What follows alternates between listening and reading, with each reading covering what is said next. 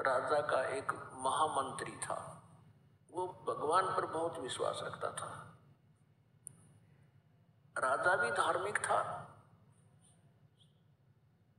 लेकिन उस महामंत्री का विश्वास परमात्मा पर अलग ही था। दूसरे जो मंत्रीगण थे वो उस महामंत्री से बहुत ईर्ष्या रखते थे।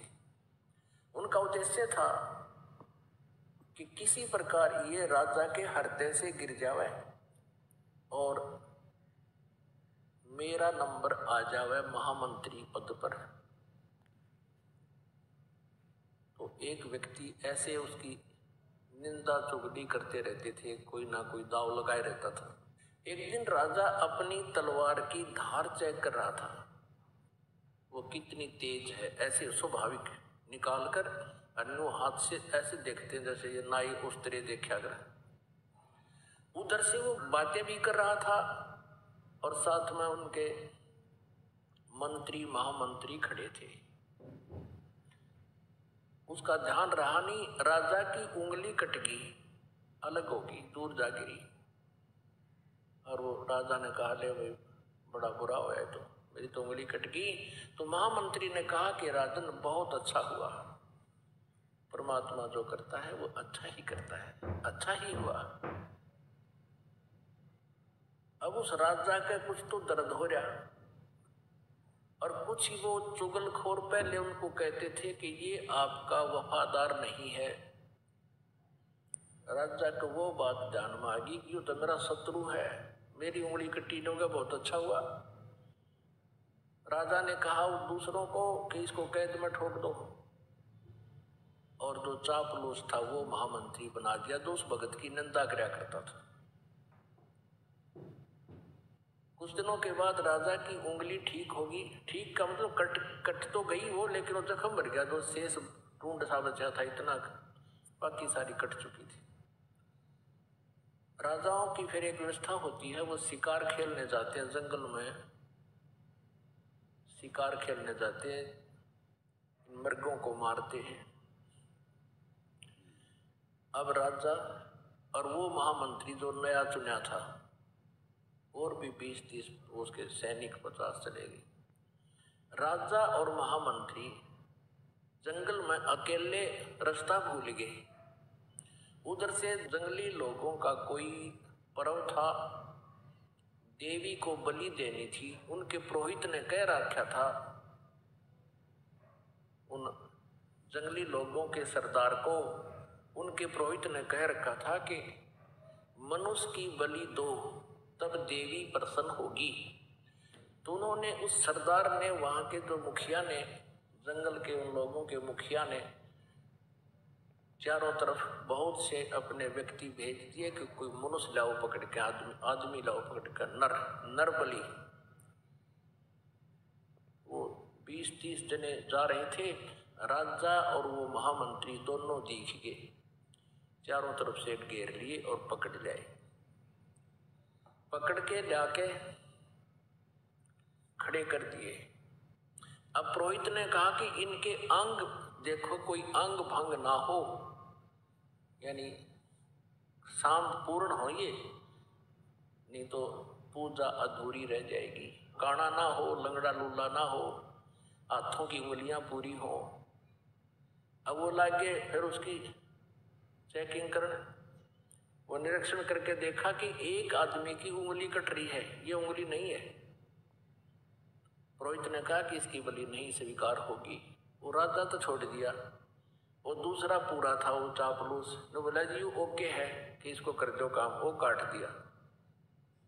वो चापलूस तो कर दिया काम, वो काट दिया, राजा बच गया। अब राजा ने तो वहीं से स्पीड ठोक दी और पहुंचा घर पे।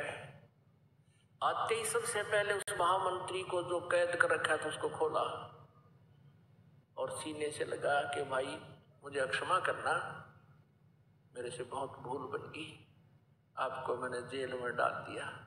आपने जो शब्द कहा था उस दिन कि आपकी उंगली कट गई, बहुत अच्छा हुआ, मुझे बहुत दुख हुआ था आपकी बात का, लेकिन आज मेरे साथ वो घटना घट गई कि आपका वचन सही था कि ये बहुत अच्छा हुआ। अब राजा समझ गया, राजा को पता लग गया कि मेरी उंगली कटने से मेरी मौत बच गई, मेरा जीवन बच गया, नहीं तो मेरी जान जानी थी।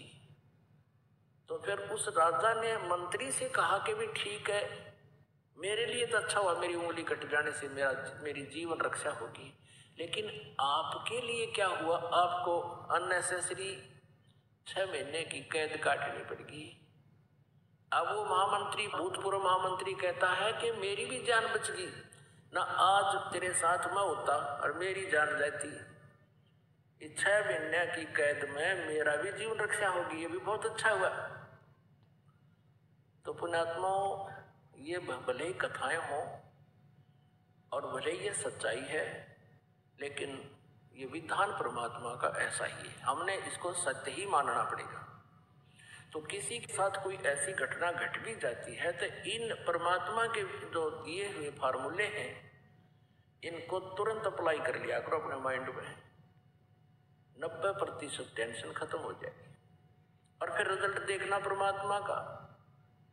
कहते हैं द्वार धनी के पड़ा रहे और धक्के धनी के खावे, 100 काल झकझोर नहीं पर द्वार छोड़ नहीं जावे। आज से सन 1398 से सन 1518 तक 120 वर्ष तक ये दास उनमें से गुजरा है अब वर्तमान में, और दास को तो 20 वर्ष ही हुए हैं। 20 वर्ष में कितना संघर्ष देख लिया इस सच्चे ज्ञान को आप तक पहुंचाने के लिए। 21 महीने जेल भी रहना पड़ा निर्दोष को, झूठे लोगों ने अफवाहें फैलाकर, झूठे मुकदमे बनवा के मेरे साथ आपके 30, 40, 50, 60 भक्तों को भी यातना भुगतनी पड़ी आपके लिए, ताकि आप तक ये ज्ञान किसी तरह पहुंचे। और फिर भी गांव गांव में, नगर नगर में जो दास ने प्रचार किया, वहां कितना संघर्ष और कितनी यातनाएं झेलनी पड़ी। 20 वर्ष से मैं परिचित हूं, और जो 120 वर्ष रहे उनके साथ के हुआ था। आपके लिए भटक रहे हैं, वो आपके पिता हैं।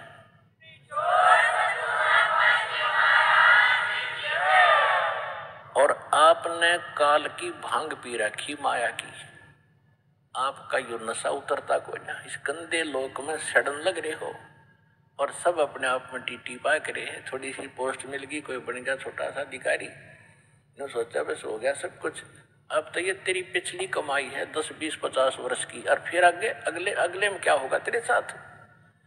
फिर पीछे तू पशुआ की जय गद्दा बैल बनाई, ये 56 भोग कहा मन भोरे की तक कुरडी चढ़ने जाए। आपकी वहां बुद्धि नहीं जाती, भगवान की बुद्धि वहां जा रही है, आपको समझा रहे हैं। इसको जोर दे, इसके ऊपर कुछ विचार कर, विवेक कर, तेरा भविष्य सुधरेगा। इस जन्म में भी सुख तुझे, परलोक भी सुखी होगा तेरा। आपके लिए भटक रहे हैं भगवान।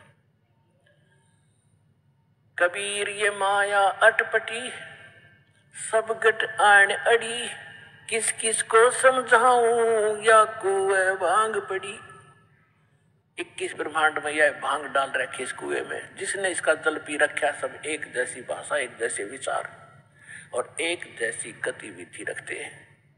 अब इस सत्संग से, परमात्मा के इन विचारों से आपकी ये एंटीबायोटिक टेबलेट कैप्सूल है, ये खाने से आपकी भांग उतरेगी, आपका नशा उतरेगा, आपकी आत्मा तड़फ उठेगी। अरे तेरा गजब जुल्म कर रहे हम अपना हित भी नहीं देख रहे, पर हित की तो बात बहुत दूर है। जब हम अपना हित देखेंगे तब हम परहित भी कर सकते हैं। जब तक हम अपना हित नहीं देख सकते तो हम परहित नहीं कर सकते थे। कितनी बात बना ली।